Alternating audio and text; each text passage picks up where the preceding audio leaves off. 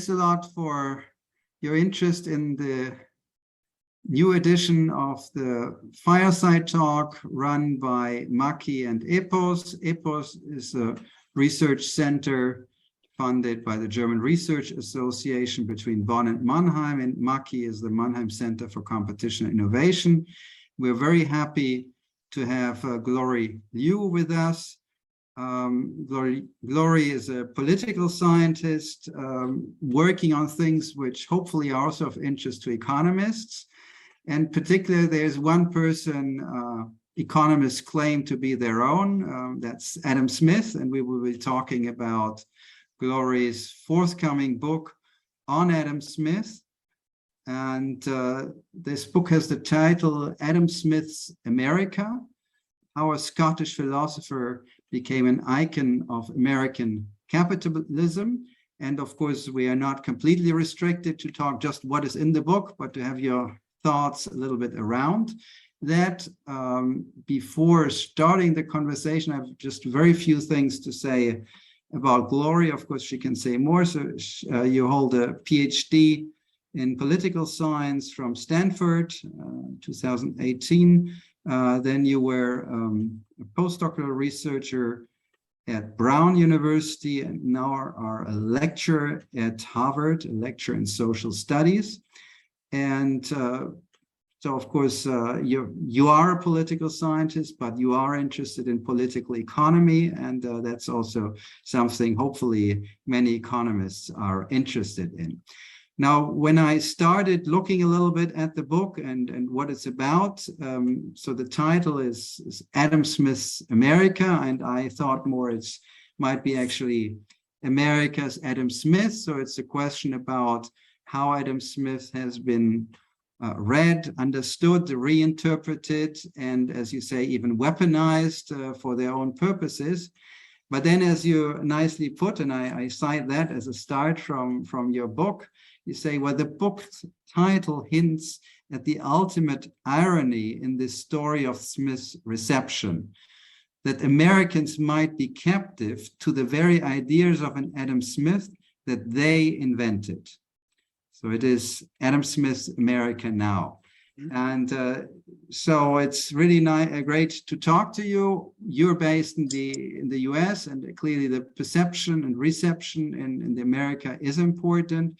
It is important for the academic discourse. So Adam Smith has been absorbed and reinterpreted by groups of researchers, but it has also left an impact in the political discourse and the wider public. And perhaps before we kind of dig into a few things, perhaps you give us kind of a short view on what you think your book is really about. Perhaps I completely misread it.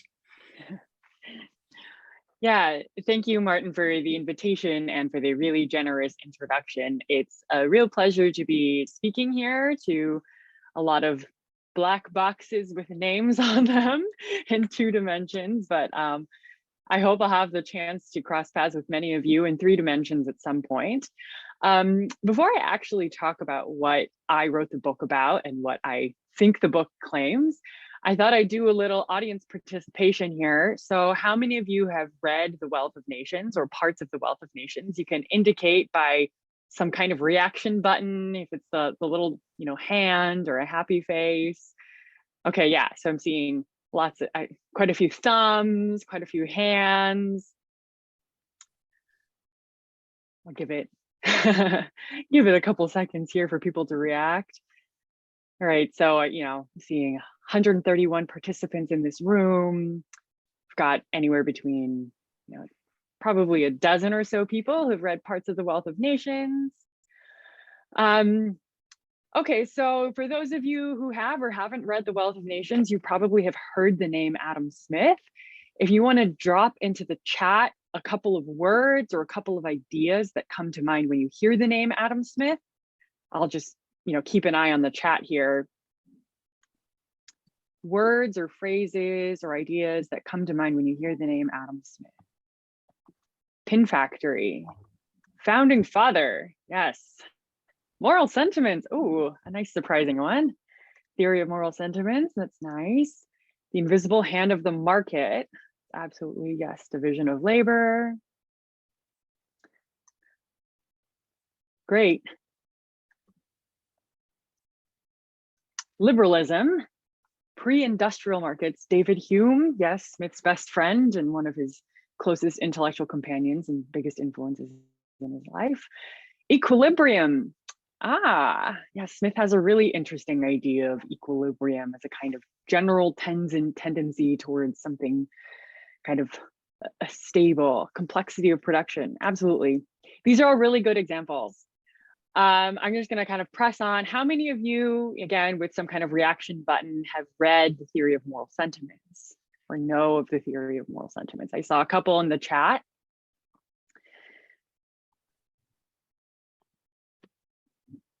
Okay, slightly slower response rate here.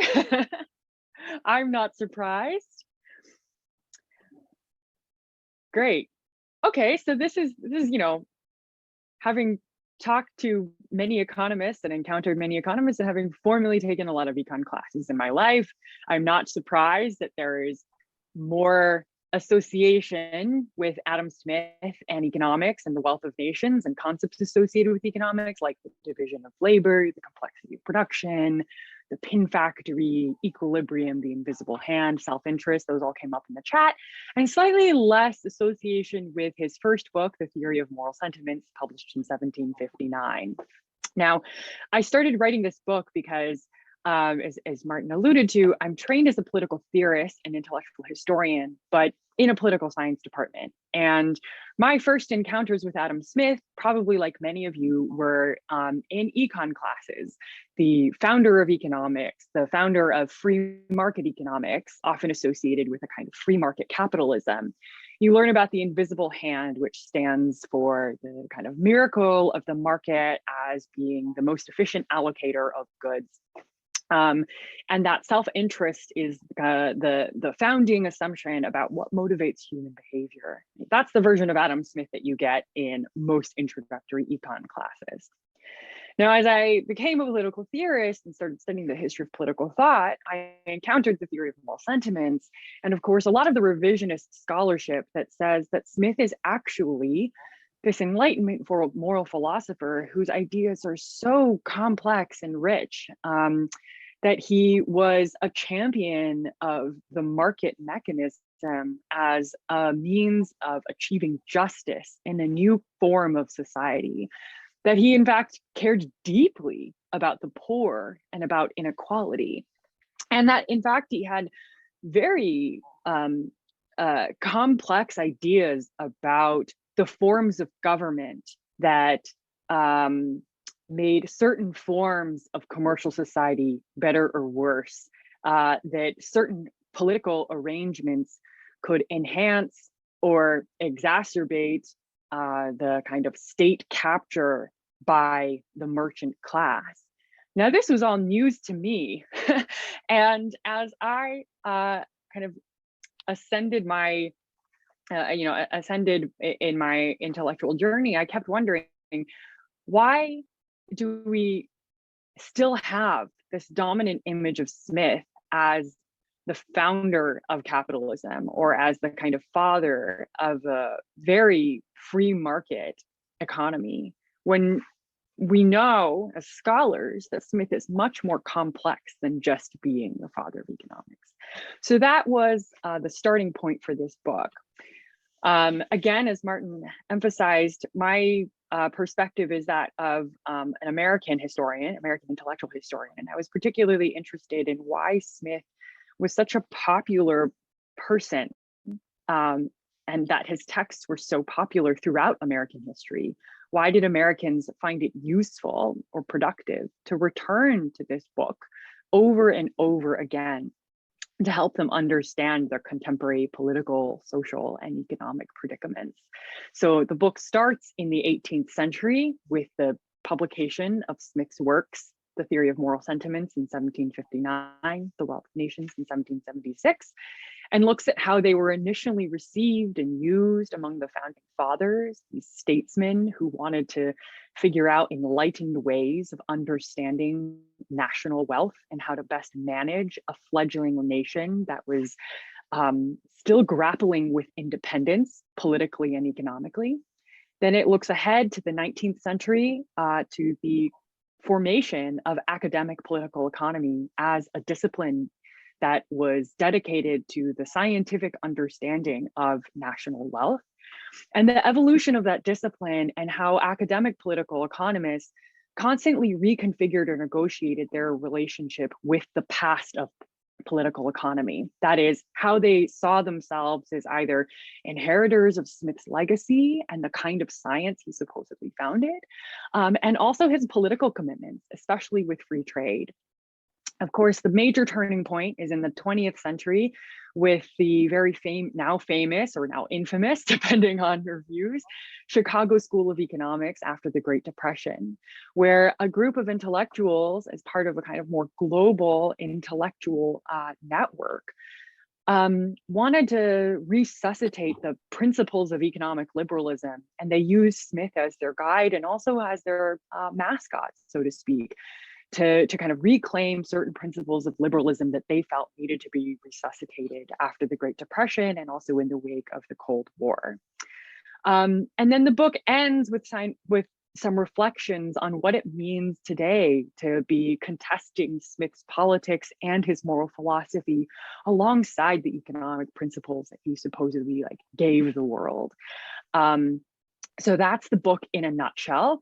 I didn't want to go too deep into any one chapter or one set of arguments. I just wanted to kind of give you a sense of why I decided to write this book and the overarching architecture of it. So Martin, if you have more specific questions, you want me to go in a different direction or Sure. So I think we could start at the kind of early days and which may kind of your reflections on Adam Smith and the reception in the second half of the 18th century or outgoing 18th century. I guess that's where many people already have written about, and Adam Smith broadly fitting into the Enlightenment, and then it's really not very surprising that the reception in the US was particularly good for that, because where essentially, or at least people understood themselves as being Enlightenment people,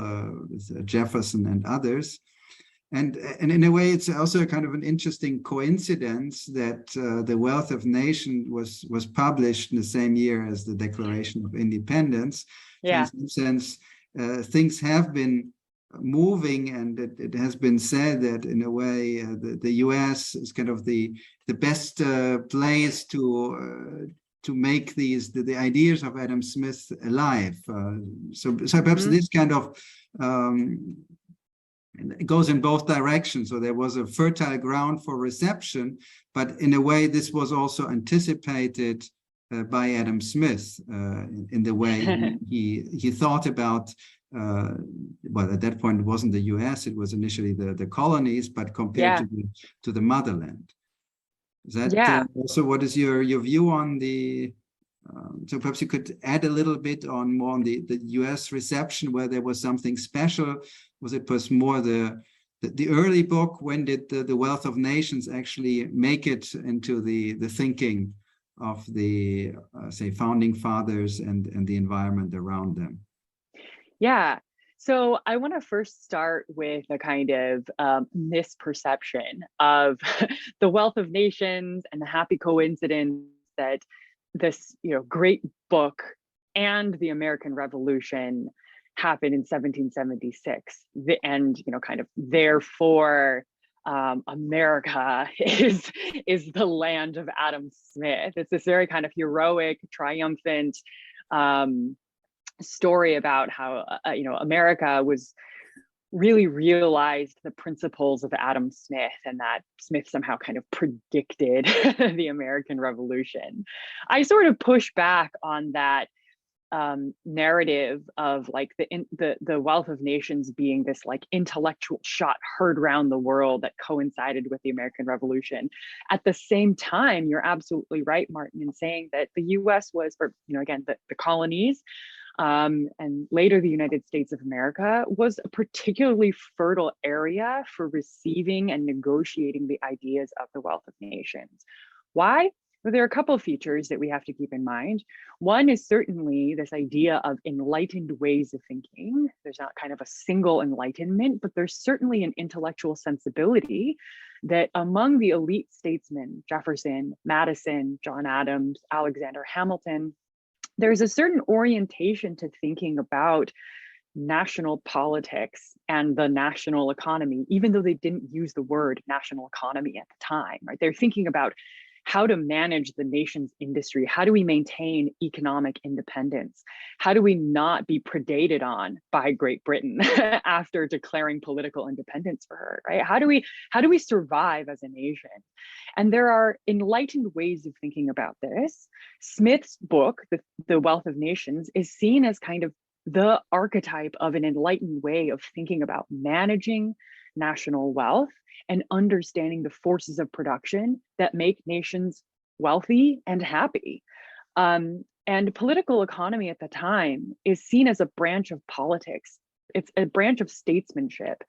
So Smith's book itself is written for a specific audience, right? Elite people who have access to positions of power or are probably in positions of power.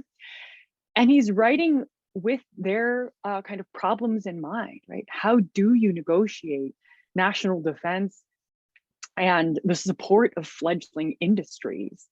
Under what conditions is liberalized trade a priority versus providing for national defense, especially if you're a really young nation like the US? Especially that I want to make, I guess, this thinking about, well, how to design in a way the countries or the states, the government institutions, that is a more pressing and also perhaps a more open question in a new nation than one which has been built on traditions, where things just go as they go, whereas the newly independent America had to think about how they want to do it. Yeah. With also some of the problems and challenges they were facing. Absolutely.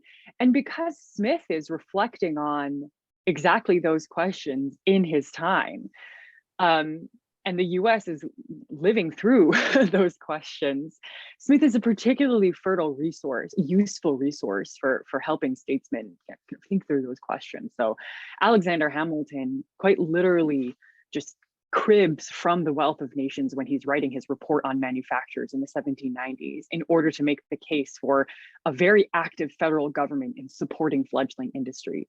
Now, you might be surprised and go, wait, hold on. Smith is the father of free trade, right? Like, why is Alexander Hamilton taking the parts of The Wealth of Nations where Smith says, actually, subsidies are really bad? Well, it's because Smith also said, right, in situations where the priority should be supporting fledgling industries for new nations in fragile positions, and where national defense should take priority over trade, this is actually a really good idea. And so Hamilton is strategically taking the parts of The Wealth of Nations that support his vision for what kind of a new, strong federal government might look like.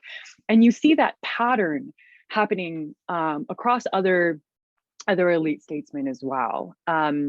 Now, if I can just kind of shift the conversation to another aspect of Smith's initial reception in the United States, the theory of moral sentiments is also very, very well known at the time. It's not, again, kind of an intellectual shot heard around the world. It doesn't change people's lives, but it is well known. It is taught, and people like John Adams' wife, Abigail Adams, recommends it to her niece and to her sons to read, because it's seen as this, again, enlightened sensibility of thinking about the origins of morality and virtue, and to some extent, kind of how to cultivate enlightened morality and virtue.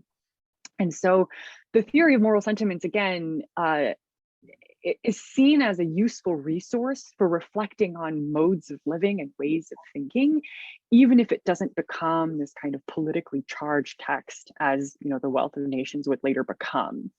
One of the most interesting examples that I talk about and really deepen into in the first chapter of my book is how John Adams, in his Discourses on Davila, which is written between 1790 and 1791, kind of reprints, in fact, just kind of plagiarizes parts of the theory of moral sentiments, where he's talking about, where Smith is talking about how our sympathy with the rich is very problematic, because sympathy with the rich reinforces an inequality of sympathies, right? It gives certain people more recognition than other. And that's a new form of oligarchic power, not just power through traditional political institutions, but forms of power where kind of the ability to shape opinion, the ability to gain recognition solely on the basis of your wealth is more subversive and dangerous to a new democracy than other forms of kind of traditionally entrenched aristocratic power. And I find it really fascinating that at the same time that Alexander Hamilton is quoting from The Wealth of Nations, you have John Adams, who is Alexander Hamilton's like biggest enemy at the time, quoting from the theory of moral sentiments to critique new forms of power that emerge from the kind of accumulation of wealth in a very, very small stratum of American society. So we have a question in the chat asking more about kind of facts on the ground in the early United States. So one is what is discussed, and the other one, were really the abilities of the US government at those times. So one thing is to think about what to do, and the other one is actually having the ability of doing things. Do you have a perspective on that, or you prefer to this is a really good question, and it's not a high school level question at all. So I don't know the exact answer to that, but part of the question is actually a really important point to make, which is that very, very early on, the purpose of a tariff was actually just to gain revenue for the national government. And that's very different than in subsequent decades and centuries, where the purpose of tariffs are used as a political tool, right? We think of tariffs as kind of a weapon of reciprocity to negotiate international relations, or tariffs as having some kind of impact on social relations at home, right? Kind of who are we benefiting and who are we burdening? Labor, capital, farmers, or manufacturers, et cetera. But you're absolutely right in saying that prior to the Civil War, the most important thing that the tariff did was actually fund the national government. Now, the actual question is like, how much was the United States actually able to subsidize national growth? I don't know the exact amount, but the answer is not that much. If you want a really detailed look at that period and kind of the American political development of financial institutions, especially for public finance, the work of Max Edling, Hercules in the Cradle, and I think the other book is called like A Revolution in Favor of Government. The works of Max Edling are kind of some of the standard setting works on early American public finance and political development. So since you mentioned it, and many other people say so, for economists, in the economist's mind is Adam Smith connected to the invisible hand. Where did that play a role in the early days? Did it at all, or was that more as an afterthought? Yeah, so references to the invisible hand, at least in the text that I look at, which again is a very small segment of the American population, right? I'm looking at the elite, the people in power. What are they picking up on Smith? Why are they turning to Smith? They're not turning to Smith to quote the invisible hand passage. They're turning to Smith to look at the very technical explanations for where does national wealth come from? What generates what generates the division of labor? Why does the division of labor enhance productivity? What is the impact of subsidies on industries? But they're not quoting the invisible hand passage. They do have a general sense that Smith believed that, liberalized trade or free trade was beneficial to national growth, but it doesn't become this political stance. In the early years of his reception, that is in the late 19th century, kind of about 1776 to 1806, Smith is very much a technical resource alongside other technical resources that you could have read from other authors. David Ricardo is read, Malthus is read. Jefferson and some other American statesmen don't love Ricardo because they think he's really, really difficult to read and really obtuse. and again, Jefferson has his own political commitments. But to kind of answer your question really, really directly, they're not thinking about the invisible hand as the kind of the most famous part of the wealth of nations. They don't even refer to Smith as a founding father of anything, right? They just call him Mr. Smith, author of the Wealth of Nations. He hasn't become an intellectual authority yet. Now, the invisible hand really becomes associated with like the miracle of free markets and the kind of power of self-interest as predictive of, as the most explanatory motivation for human behavior in the post-depression period. There are earlier references, I will say, in the 1920s with people like, is it John Bates or John Maurice Clark? I can't remember. It's one of the Clarks who refers to Smith's hidden hand as a kind of like historical explanation for institutional development. I haven't looked really, really deeply into that, but I've encountered it in some of the archival work and I kind of made a note. But the invisible hand as we recognize it today is associated with, again, the power of free markets and self-interest, really doesn't come alive and become really, really politically charged until we get to people like Milton Friedman and George Stigler. There's a longer history that I can dig into there, but I'll say that somebody like Milton Friedman, who is probably the most famous public intellectual in the 1960s, 1970s, and 1980s, especially for what we can loosely call the American right, although people would dispute whether Friedman is right or left, et cetera, right? Like he's the informal advisor to people like Ronald Reagan. So he's associated with the American right. What he does is really impressive. Putting his politics aside, what he does is to really popularize the notion that Adam Smith gave us the scientific principles that show that the market is the most efficient allocator of goods, and that it was the invisible hand of the market that could do a better job at promoting growth and promoting equality and promoting, above all, freedom than the government ever could. And that becomes— So before we move already all the way to the 1950s, let me try to step back and still stay more in the, say, 19th century.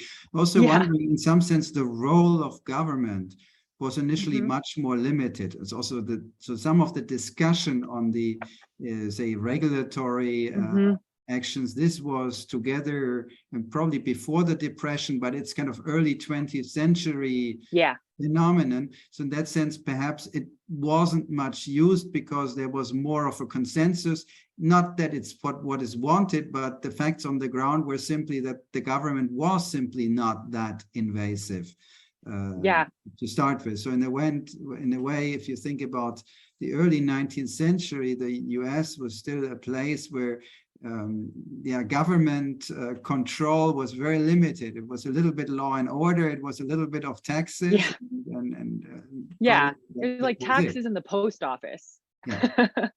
You're absolutely right. And I think that's a really good way of thinking about the economic and political preconditions that impact our readings of Adam Smith and kind of what we turn to Smith for, right? During times when the primary concerns are like whether or not we'll have a post office and whether or not we'll be economically independent in a world of very, very competitive foreign rivals.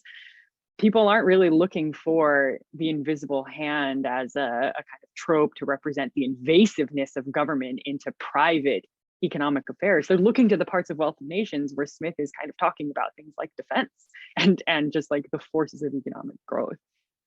And I guess there's one thing which again connects in a way forward to the Chicago School is the role of property rights, which I think that was clearly an important issue also in the early 19th century, how to assign property rights and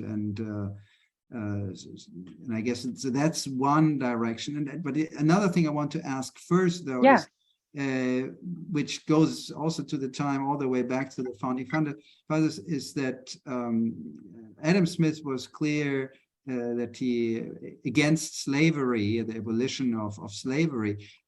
Did he have did this opinion matter at all? Did somebody use that opinion in the debate, or was that kind of he was not seen as an expert on that one? That's a really good question, and that's for any of you who are writing theses or dissertations, there's a dissertation to be written there, at least a couple articles. So Smith was very anti-slavery. He thought it was morally abhorrent. He thought it was economically inefficient as well. Those two things together don't really get picked up in the United States. Certainly not really in the founding period, with the exception of a pamphlet that I found, and I'm forgetting the name of the writer, but Smith's ideas about the kind of moral abhorrence and economic inefficiency of slavery get picked up by a pro-slavery pamphlet here.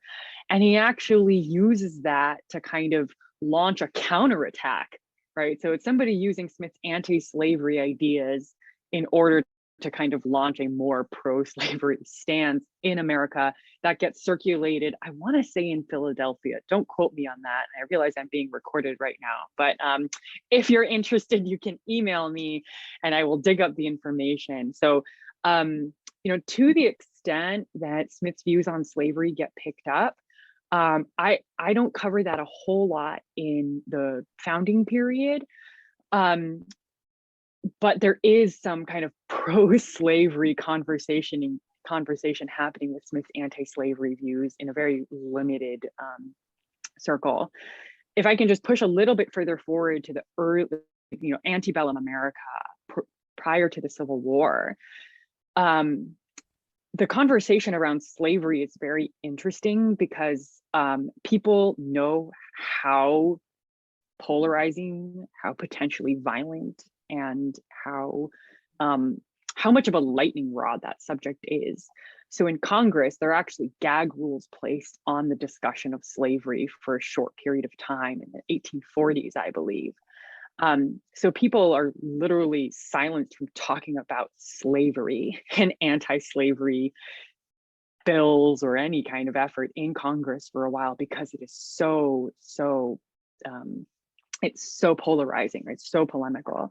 So the way that a lot of congressmen get around this is by talking about free trade, because proponents of slavery use free trade as a kind of stand-in for a regional economy that benefits a lot from the exchange of raw material that's coming out of the South, like tobacco and cotton, and goes to manufacturing nations like Great Britain, right? So freer trade benefits the South. And so congressmen from the South will look to Adam Smith and say, look, the founder of the science of political economy was in favor of free trade. This should be the vision of the national economy that we want.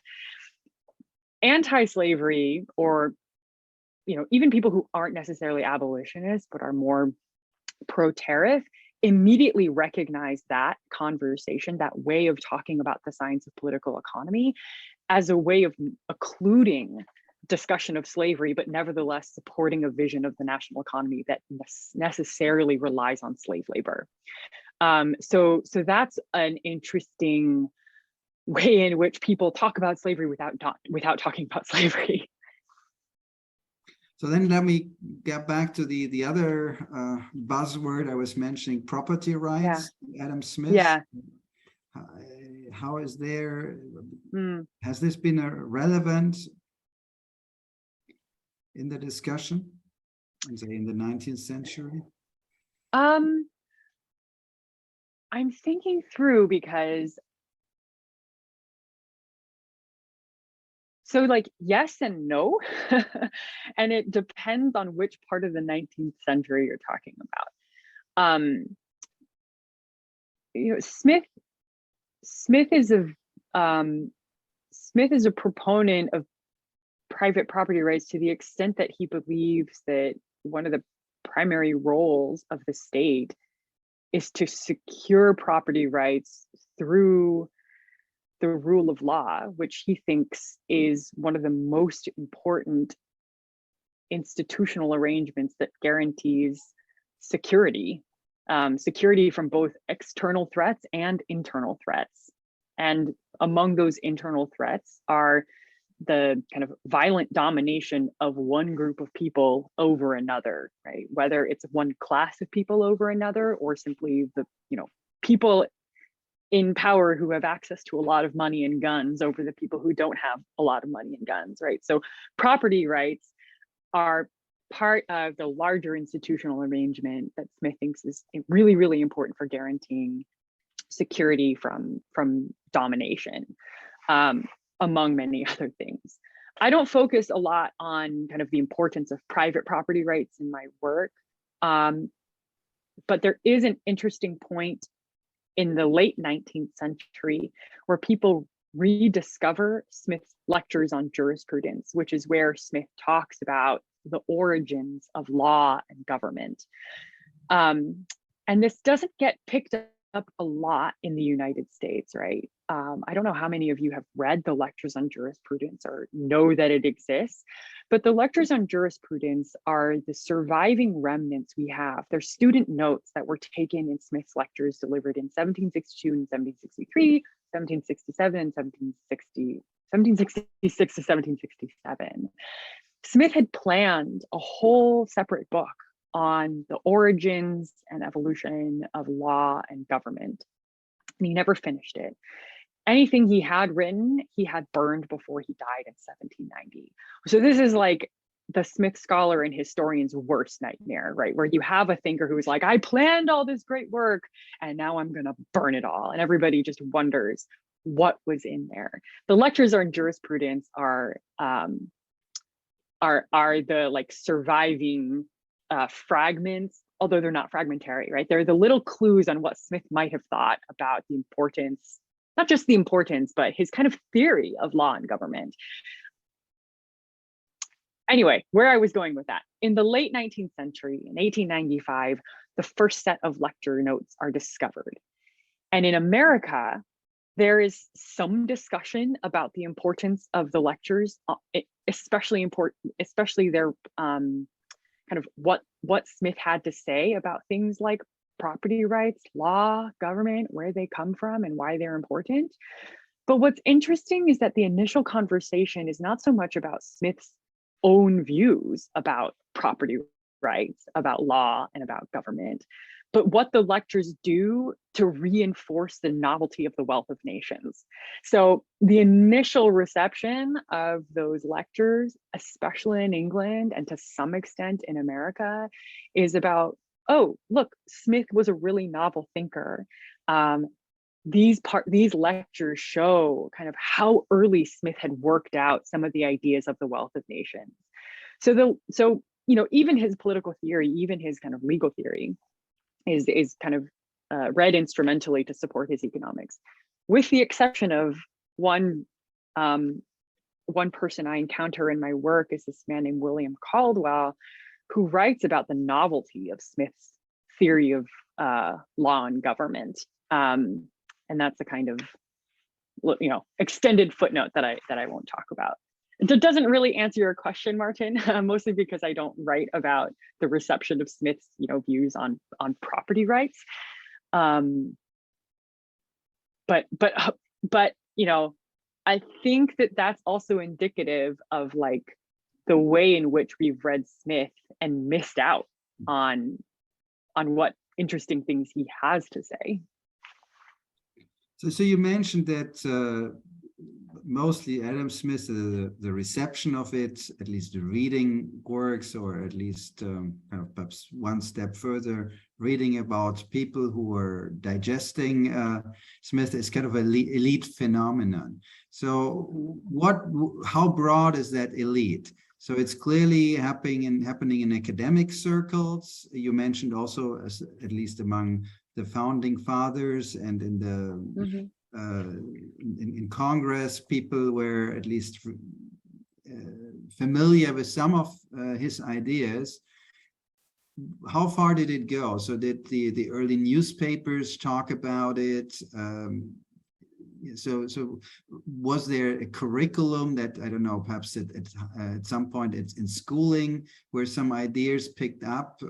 How did this kind of work in the US, say, in the 19th century? Again, you can split as you wish, but kind of covering first the 19th century. Yeah, great. So who are the elite actors that I'm interested in? So you mentioned congressmen. Yes. These are the men, because they're only men in this period, who went to university, went to college, and they received some kind of formal education. And among the curriculum, or included in the curriculum, is usually a class in political economy, especially by the 1820s. Almost all universities at the time, or there's a growing number of universities that include political economy in their curriculum. Why? Because political economy is seen as one of these essential and modern subjects for a statesman. You have to know how to, if you're going to run the country or be part of running the country, you better understand what the conceptual tools and the kind of problems and ways of thinking about managing the national purse are. So congressmen, but also who's writing the textbooks, who's giving the lectures. It's university presidents usually. Also the faculty of political economy and moral philosophy. There's a big push to write new textbooks in the 1820s and 1830s that are easily teachable. The Wealth of Nations was used pretty early on, between about the 1780s and into the 1820s. But then you have this kind of textbook, like surge, because professors are trying to find ways to make political economy more accessible and more teachable to wider audiences. So those are key actors. But then you also have non-academic popular writers who are really somewhere between being like a political polemicist and like a kind of high intellectual. And those people are also important because they show how political economy is kind of being translated into the vernacular, and also how they're trying to make the public interested and part of that discussion about national wealth, about whether or not we should have more tariffs, and about how political decisions affect a certain group of people or another. So those are the people who I think are involved in the production of ideas, not just about political economy, but also the production of ideas about Adam Smith and who he was and why he was important. There's another question in the chat which kind of broadens, I guess, the perspective. I guess the first part of that question, well, it's not part of that question, but what I would ask up front is, there are other thinkers of the 19th century, one prominent name being Karl Marx. So was there any, can one compare the perception both in these kind of the academic elites as well as some broader elites of Adam Smith, say, versus Karl Marx, with a rather different view, of course, but also Karl Marx, of course, you can say that there's also a perception issue there as well. Yeah. Great. So I'm going to start with a little, a fun finding and then kind of qualify it in order to answer this question. So in 1876, the publishing magazine Publishers Weekly puts out a poll of sorts. It's kind of like a competition for its readers. And Publishers Weekly says, give us a list, like a ranked list of what you think the best books in political economy are. Right? 1876. This is after the publication of Capital. It's also 100 years after The Wealth of Nations is published. The two most popular books that readers submitted on that list were Smith's Wealth of Nations and John Stuart Mill's Principles of Political Economy, which was 1848, if I'm not mistaken. Don't quote me on that. But it's pretty remarkable, right? That 100 years after The Wealth of Nations, amidst a kind of boom in textbook production and with the advancement of economic science in general, that people still think The Wealth of Nations is one of the best books in political economy. That's also after Marx's Capital is published. Well, at least it's one of the books people have heard of, right? It's not. Yeah, yeah. So that was where I was going to go next, right? So like, why are people still actually reading The Wealth of Nations in earnest? And do they think that the ideas still hold up? And the answer is no. Pretty early on, even in the 1830s and 1840s, if you look at some of the lectures that professors of political economy are given, they're saying, like Smith was really important because he crystallized, he brought together what political economy was. He gave a systematic way for us to think about this science, but he got a lot of ideas wrong. One thing that I think is really funny is that a lot of professors harp on Smith for like getting the distinction between productive and unproductive labor wrong, because they're like, oh, well, according to Smith's definition of unproductive labor, professors are unproductive. Like that can't possibly be right. So a lot of Smith's ideas are rejected or at least relegated to history as being like, oh, well, this is just, Smith didn't have anything figured out back then, but at least he founded the science.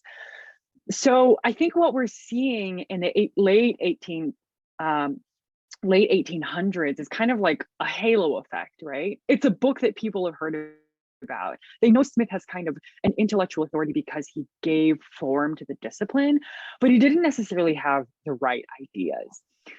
The question about Marx is really interesting, and I want to kind of flag another book that's forthcoming by one of my colleagues, Andrew Hartman, who's writing a book called Marx and America. And I don't know if Andrew actually talks about kind of the reception of Smith through Marx, but it would be a really interesting comparison between kind of my work and another work on kind of Marx's reception in America. Wonderful. So, there's another point, perhaps then we can move into the 20th century at some point, but sticking at this end of the 19th century, but I guess this discussion moves very well into the Depression period as well. So the question about, well, who should actually control the means of production? So there is a statement in the chat pointing out that also Adam Smith actually was skeptical of the elites being in control. So in that sense, even though he's possibly seen as on the opposite end of Karl Marx, he may not be that much at the opposite end. Yeah, great question. So again, I like to start with a toy illustration to reinforce the kind of assumption in this question, right? Karl Marx and Smith aren't that different. I can give you passages from The Wealth of Nations, Book 5, where Smith talks about when the division of labor advances to the point where people are doing the same task, right? The same repetitive task over and over and over. So like in a pencil factory, right? You're the person that just puts the eraser in the pencil over, and you do that for 10 hours a day, right? Smith says that this makes people, the language he uses is so great, makes people as stupid and as ignorant because it kind of mentally and physically degrades you to that of like something below a human. A lot of people point to that and they go, whoa, this is like Marxist alienation, right? And Smith anticipated this well before Marx. I think another aspect that which people probably fitted very well into the Industrial Revolution he experienced in the UK. So in that sense, yeah, I mean, even just the earliest parts of the Industrial Revolution, right? Whether he actually, he didn't witness the kind of factory line production that Marx saw, but he certainly saw something that gave him the insight into like, oh, well, you know, when the division of labor advances this much, people are going to be stuck doing the same task over and over. And this is very physically, mentally, and morally degrading for a human being. So what can we do to prevent that? Well, education is a really, really good remedy and also preventative solution. The other thing that I think a lot of people miss out on the kind of Smith-Marx connection, and I also want to say, like, I don't think Smith is Marx, but if you want more evidence to support Smith as having quite a lot of intellectual affinity with Marx's analysis, look at the way Smith talks about class, right? Smith says that there are three orders in society: the laborers, the merchants, and the landowners, right? And these classes are always going to be in conflict with one another. And so, again, it's weird kind of saying like Smith is a theorist of class conflict, but his theory of politics takes class really seriously, right? He says that for ordinary people looking at legislation, if you're an ordinary person and you see merchants going around saying, hey, support this piece of legislation, it's going to be great for national wealth, he says, be really skeptical, right?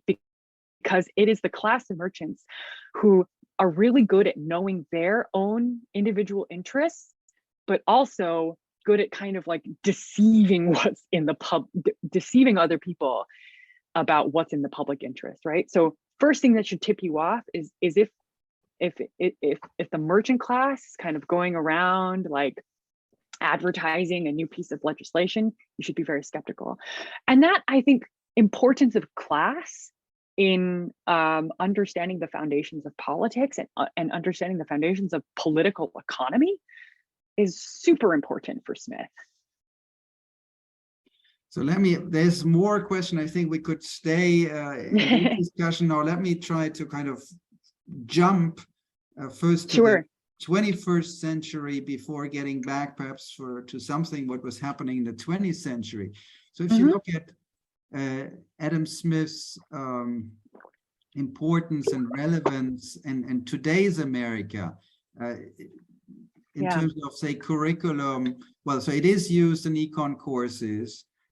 Does it appear in high school? What are the points taken, kind of, what is the essence of Adam Smith as part of this more general education? So I know, of course, what I teach in introductory economics, which is very little, but so what would a say standard college student in the, say, social sciences broadly hear about Adam Smith in the US today?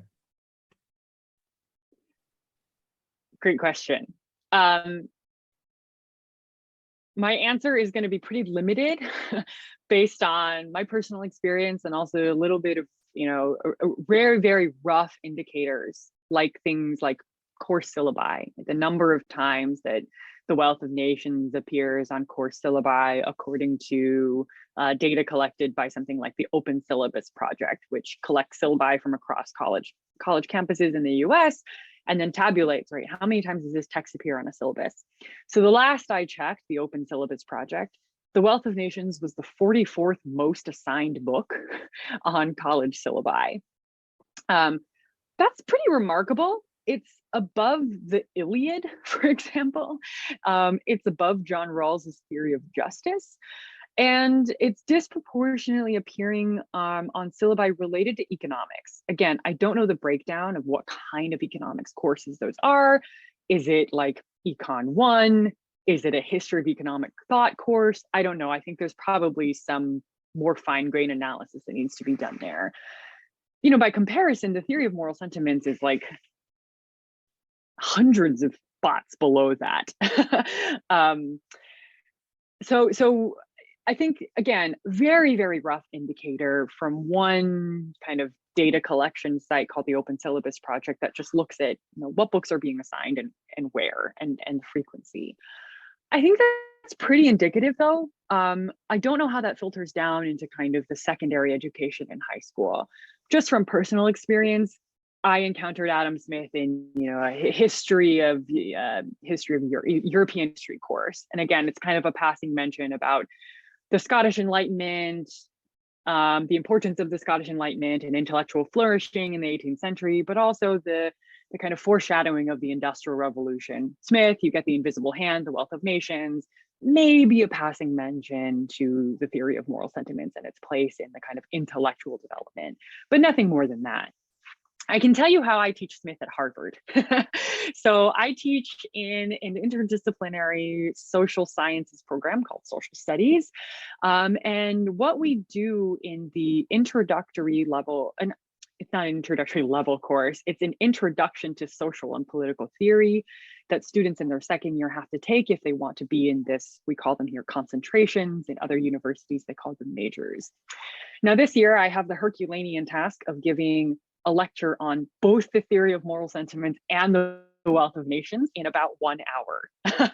And the way I teach students about Smith is to start off very much like the way I started off this talk, which is to ask students to think about what are their associations with Adam Smith, where have they encountered Smith, what ideas do they associate with him, and then to completely upend their assumptions by starting with the theory of moral sentiments, setting up Smith as an Enlightenment thinker, as somebody who thought we could understand the foundations of morality from a very naturalistic view of sentiments, of social psychology, and how that fits in with a much broader Enlightenment project of thinking about human behavior in a really multifaceted way. And then I kind of transition into the wealth of nations. And what's funny is that I don't teach Smith as an economist. I teach Smith as somebody who's interested in the politics of commercial society. So I'll spend a couple sentences mentioning like, oh, here's his very primitive theory of labor or something like that. And then I'll say, and here's how he shows that these economic theories don't play out in practice. This is why Smith spends so much time on the economic history of Europe from the fall of Rome onward. And then what does he do in book 4 and book 5 when he talks about the kind of state capture by the merchant class in making legislation? What does he do when he's talking about the importance of education or the importance of national defense or like different tax regimes and how some are more or less oppressive? So I think that's probably the exception rather than the rule. But if you're curious as to kind of what is an alternative way to teach Adam Smith that isn't so one-dimensional, that is at least one data point, which is how I teach Smith to a group of undergraduates in an interdisciplinary social sciences course. So I guess the majority of people listening is more on the economist side. Yeah. And I guess there is a justification also to have an economist's Adam Smith. So in the sense to focus on the ideas which relate to economics, perhaps narrowly, perhaps also more broadly. Then we ask the question about looking back a little bit at the economist Adam Smith, where probably the Chicago School has been very successful in defining their Adam Smith.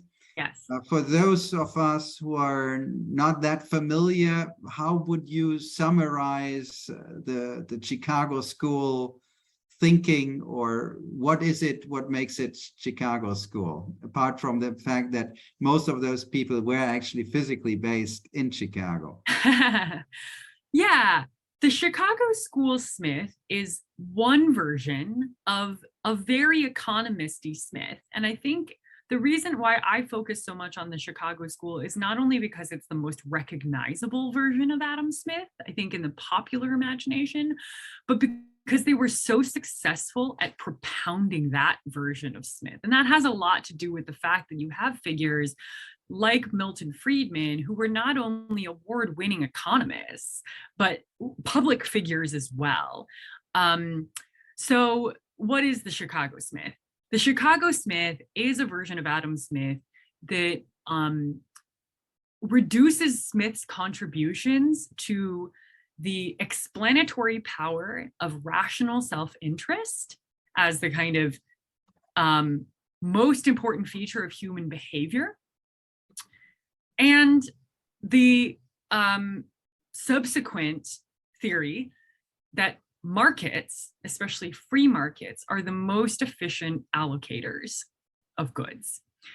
And that intervention in a system of markets would be more harmful than good.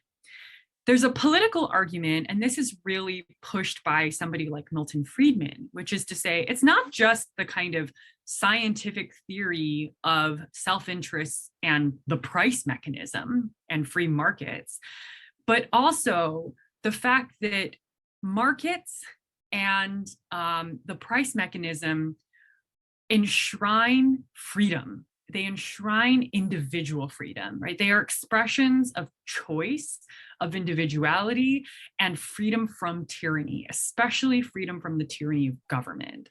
That's the political dimension of the Chicago School Smith that's most associated with somebody like Milton Friedman. So that's the Chicago Smith in a nutshell. There's a lot of work on the history of the Chicago School. It's much more complex than that, but that's the kind of like 2-minute version of what I think is most familiar to people who have really strong preconceptions about what Smith and what Smith stands for. And I think it comes from the Chicago School. But again, it's a much more complicated history than just kind of markets and self-interest. And one I guess, idea about the Chicago School, which is also around, is that at least some representatives of the Chicago School took a very broad understanding about economics. So it's not just about the market, it's about many different organizations, and it's kind of could be seen as an imperialist view of economics invading areas which are perhaps typically otherwise occupied by political scientists, sociologists, and so on. And yes, Adam Smith potentially could be used if, first of all, I mean, you label first Adam Smith as an economist, and then essentially use that in order to invade other areas of life. Is Adam Smith used in that context, or is that something which is just a possibility which hasn't been really practiced by, hasn't been really used in the Chicago School?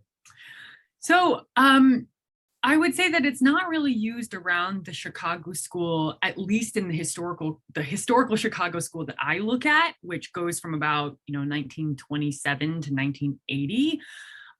The more recent reinvention, reassociation of Smith with sociology, with psychology, with development economics, with all these other disciplines is a much more recent phenomenon.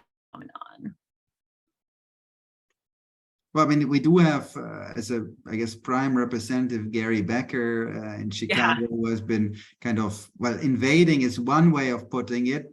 One might also say enriching some areas which were typically outside economics, but essentially also using, as you said, the explanatory power of rational self-interest as a contribution to understand many phenomena of life where many other people would use different ways of thinking.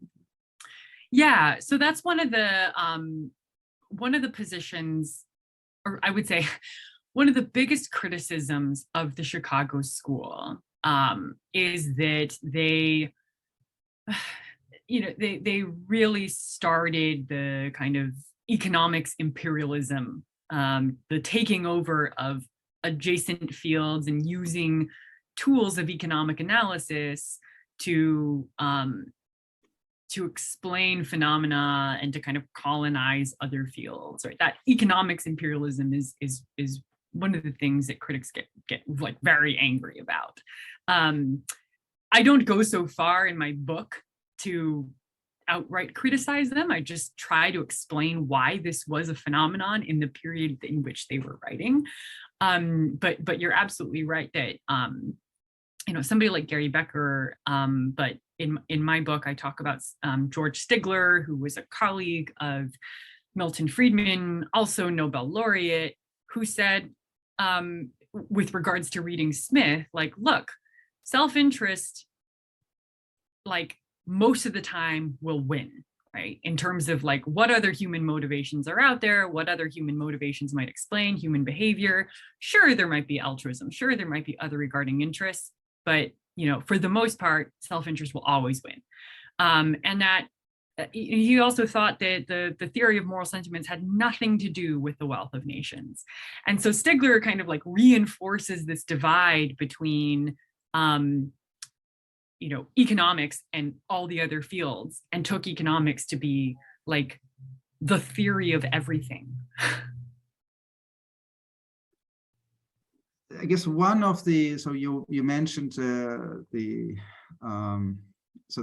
was a Great Depression with economics. Well, one could say, some people may say advancing a lot in response, and others may say that it was actually very much challenged. And well, moving beyond then, so the Chicago School was in many parts rather influential. How was the perception of Adam Smith thinking about, say, around the mid-20th century outside the Chicago School? Yeah. In some sense, did people kind of appease and say, okay, that's the interpretation we live with? Or was there kind of a other voices saying, well, you can't absorb Adam Smith like that? So in a nutshell, really complicated. The period right before the Great Depression is kind of a high point of Smith scholarship before like Smith scholarship as we know it today. There's this great volume. I talk a tiny bit about it in I think the 4th chapter of my book, where there's a celebration of Smith's works in 1927. And if you look at the essay topics on which these different lecturers and professors were talking about, they were talking about Smith's political theory. They were talking about his moral philosophy. They weren't just talking about his economics. They were really digging into the complexity and nuance of Smith. And in large part, this was because economics as a discipline was very pluralistic at the time. Before the Great Depression, you had institutionalism still kind of in its heyday. People really interested in historical methods. And so along with the discovery and subsequent interest and study of Smith's texts, like the Lectures on Jurisprudence, like the theory of moral sentiments and the Wealth of Nations, there is this short band of time where people are interested in other dimensions of Smith besides his economics, or they're interested in his economics not just for kind of a political weaponization. They're interested in Smith kind of for Smith's sake and looking at the complexity of Smith's thought. So that's a really interesting period. And there's a longer backstory about it, about the kind of evolution and debates in economics in the late 19th century, in large part because you have an entire generation of American economists going to study in Germany and learning about German historicism and bringing those ideas back to America. And that sets off a really big debate about, like, what should economics be for and how should we study it in America? And that transforms how people are reading Smith. And then, but once the kind of in the period where the Chicago School was particularly prominent, say 1960s, 1970s, was there kind of an alternative voice to the among economists or perhaps outside economics about how what are actually the core elements of Adam Smith?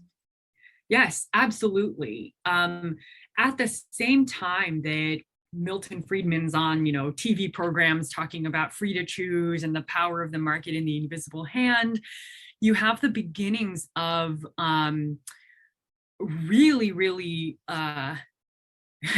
critical but historical revisionist scholarship in the from 1976 onward. So people like Donald Winch, who writes the kind of landmark essay on Smith's politics. People like A.O. Hirschman, who himself was a development economist, writes The Passions and the Interests. And he has a really confusing interpretation of Adam Smith. But what he tries to do is to say, look, Smith isn't just interested in kind of self-interest in capitalism. He had really complicated views about like politics as this very messy, irrational, and sometimes violent process. So maybe we need to think a little bit more about the kind of institutions that play a role in creating kind of commercial society. So there is, on the one hand, a group of scholars who are interested in recovering Smith's politics, not just his economics, saying politics pushing back on, the market. And then you also have a group of neoconservative intellectuals, people like Irving Kristol and Gertrude Himmelfarb, who are trying to recover Smith's moral theory to say, hey, look, market societies, capitalism can't just be let the free market rip. You need certain types of morals and certain types of virtues to kind of push back on the encroachment of market forces and to kind of really sustain what we think are the moral virtues necessary for a healthy and virtuous commercial society. So you have people kind of coming at and criticizing the very economisty interpretation of Smith by saying, hey, we have to pay attention to Smith's politics, and hey, we also have to pay attention to Smith's moral philosophy as well. But so as you mentioned, Milton Friedman, he was on television, so he was not just, I mean, he was clearly belonging, he was part of the elite, but clearly he tried to reach broader audiences. Did these other views also manage to reach broader audiences? There's also a question in the chat.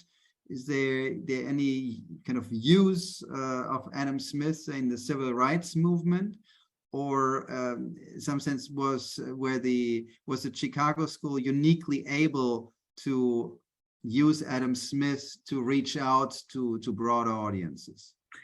Yeah, that's a really great question. In a short answer, I would say yes, the Chicago School was pretty unprecedented in the way they were able to reach a broader audience. I mean, when you think about it, it's kind of genius that they and really I focus on Milton Friedman, and maybe that's too narrow, but to be able to kind of distill the essence of Adam Smith into this wonderful, beautiful, and memorable metaphor of the invisible hand, and to kind of subtly reshape it so it's the invisible hand of the market against the visible and heavy hand of the government. I mean, it's brilliant, right? It's brilliant. Propaganda is too strong of a word, but it's brilliant messaging, right? It's brilliant messaging. Were there other people who kind of popularized a similar version or maybe other version of Adam Smith? So somebody like Paul Samuelson, who's like politically on the opposite end of the spectrum, and methodologically much more mathematical in terms of kind of mathematical theorizing of economics. He also enshrined a version of Adam Smith associated with the invisible hand as a condition of like general equilibrium. And I remember equilibrium was in the chat. Paul Samuelson's version of Adam Smith distilled into kind of like equilibrium appears in his landmark textbook in 1948. And that textbook is in its like 19th, 20th, 22nd, maybe edition now, right? And so like, when you think about the number of students who encountered that version of Adam Smith in Paul Samuelson's textbook, I think that's just as popular, if not powerful, of, again, a kind of popularization or dissemination amongst the masses of Adam Smith. It's not, doesn't have quite the same political message as Friedman in the Chicago School, but I think that's the other really, really important kind of diffusion, important aspect of the diffusion of Adam Smith to a wider audience. Where we are now, I think we're beginning to see much more of the dissemination of this idea that Smith is also a moral philosopher as well as an economist. But that comes with its problems because it also has a lot to do with what you think the significance of that idea is. Like, why do we say, oh, you know, Smith is actually a moral philosopher? Is it because you have an idea that there should be moral foundations for a market-oriented society? Or is it because you just want to kind of score points and say, oh, I guess what I know, Smith is also a moral philosopher too? Or is it something deeper about the kind of importance of an alternative theory of morals that's not Kantian, right? That takes human sociability to be the core aspect of moral behavior. I have a feeling it's not the latter, but I'm interested in this kind of very recent move to say, hey, Smith isn't just economist, he's also a moral philosopher, because I'm interested in what people think that does, right? It's not only about the relationship between these two texts, but it says something about what you think Smith as a moral philosopher really means in terms of his contemporary significance. So when I introduce Adam Smith, Yeah. I usually call him a moral philosopher and economist. I guess one of the questions could be is, where has he been more innovative, more path-breaking, more foundational? And so I'm not a person to judge on that, but my understanding is that, of course, as part of the Enlightenment, in terms of more as a moral philosopher, there are others. And I don't know to what extent there are others on the economist side of concerning these economics ideas, because in a way it's really, in some ways, a break from the mercantilist view of the world and how economies operate. And so I guess one question always is, okay, you want to understand a person, but on the other hand, when you think about using that person as part of how it is shaping an area, you look also how innovative, how foundational that person was. And there I'm not sure how the two Adam Smiths go, or the one Adam Smith with the different aspects. And I think one, in the end, I guess another question is also where he has been the better communicator. And also some areas are perhaps easier to communicate than others. And finally, I guess the question will be for us today is, well, if we're not just interested in the history of thought and how history is evolved, so what can Adam Smith tell us today? And where are his thoughts relevant? And arguably they are relevant beyond economics, but I guess these are then the questions of where the public perception of Adam Smith matters, if it's about things that are really relevant for us today, or being outdated, or actually never been much relevant for daily lives. Yeah. Two really hard questions for me to answer in a short period of time. It's funny, I have a publicist with the press for my forthcoming book, and he's asked me to try and write an op-ed for, a major publication, hopefully, something like the New York Times. We'll see. And I've been really struggling to write this essay because in my mind, Smith is always relevant and never relevant at the same time, right? We're always thinking about what are the foundations of morality? Why do we decide to prioritize the interest of others over ourselves?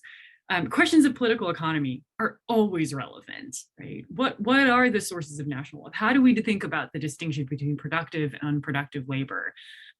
What happens when wealth gets entrenched in forms of political domination, and a certain class of people, a certain class of very economically and politically savvy people, influence and co-opt governing bodies to create laws that shape the political economy, right?